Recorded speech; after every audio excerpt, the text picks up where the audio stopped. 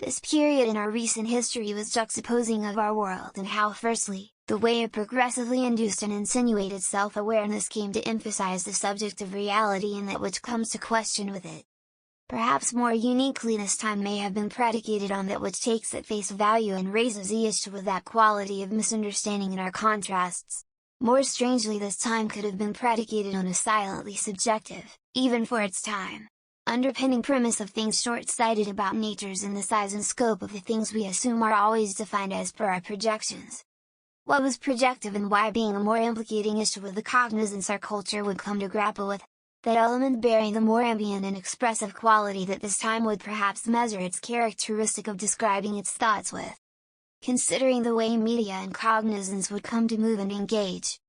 Perhaps contradictingly at first, the relationship with our media apparatuses traditionally are somewhat the expression of wills and that they are only incrementally describing of our reality. The aspect of framing or describing ourselves and what we are being a first world paradox.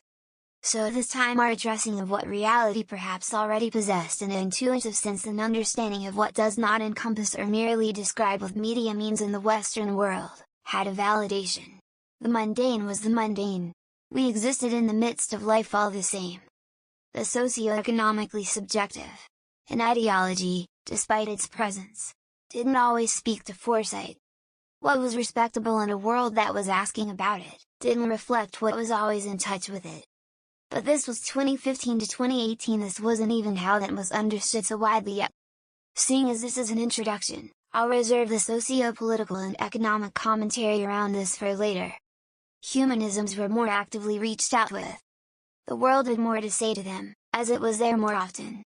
This was also notably a time when earthlinesses in magnitude were adjacent to what was in the process of emerging to define its circumstance as it's misunderstood. The sciences in size and scope of complexity if not the overall appreciation of that which is around us was also notably of concern. But this wasn't the way this started and it wasn't what was totally respected by many means. At ground level, 2015 was an emergently strange time, hyperactive, and an anomaly that seemed to imply an otherly and unlikely psychological and causal quality felt as though out of the ordinary yet insinuating, put intuitively, suspicion could be in the air.